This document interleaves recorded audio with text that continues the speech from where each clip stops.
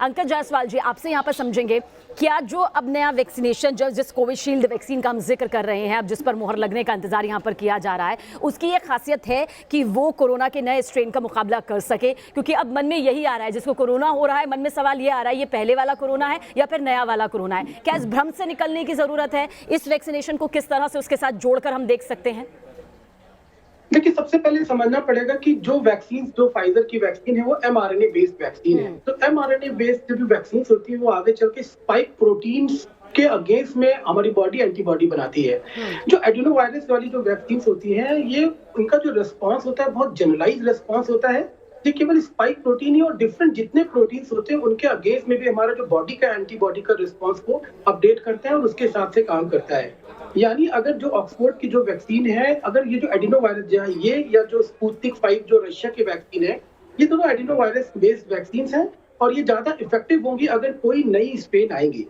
एक और बहुत अच्छी बात है इस वैक्सीन में कि जो इसका वैक्सीन का जो असर होगा, ये लंबे समय तक होगा। बिकॉज एक दिमाग में ये भी चल रहा था कि वैक्सीन क्या 3 महीने में असर खत्म हो जाएगा, या न्यूट्रलाइजिंग एंटीबॉडीज जो हमारी बॉडी के अंदर बनाती है, ये एंटीबॉडीज जो कब तक ये हमारी बॉडी में एग्जिस्ट करेंगी, हमें सेकेंड डोज कब लगानी पड़ेगी। तो जो एडिनो वायरस वाली वैक्सीन होती है, इनका असर भी प्रोनाउंस होता है और लंबे समय तक होता है। यानी ऐसा भी हो सकता है कि हमें ये वैक्सीन 6 महीने या 1 साल बाद ही इसको बाद में इसका री डोज लगाना पड़े। जो पहला डोज है हाफ और 1, वो तो एक ही पार्ट का डोज है, मगर इसके बाद अगर हमें न्यूट्रलाइजिंग एंटीबॉडी का टाइटर फॉल होता है, तो ये वैक्सीन तब भी काम कर सकती है।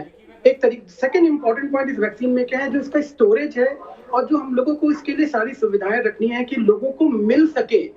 इतना कोल्ड स्टोरेज की इसमें रिक्वायरमेंट नहीं ना, तो यही एक ऐसी वैक्सीन है जो कि सक्सेसफुल हो सकती है। जो पहले पॉइंट था कि इसकी एफिकेसी 70% है। अगर 70% तक एफिकेसी किसी वैक्सीन की है, इसका ये मतलब हो सकता है कि जो ओल्ड एजेस हैं, देखिए 2 शब्द हैं, एफिकेसी और इफेक्टिवनेस। अगर किसी वैक्सीन की एफिकेसी 90% है, तब भी वो वैक्सीन हमारे जो ओल्ड पेशेंट्स हैं या और जो हॉस्पिटल में एडमिशन है या जो मोर्टेलिटी प्रिवेंशन है, वही वैक्सीन कर सकती है। इसीलिए अभी इस पे ट्रायल भी हो रहा है कि इसकी जो एफिकेसी है, इसको 90% बनाया जाए, ताकि जो इम्पोर्टेंट चलिए आप ही की बात को थोड़ा सा आगे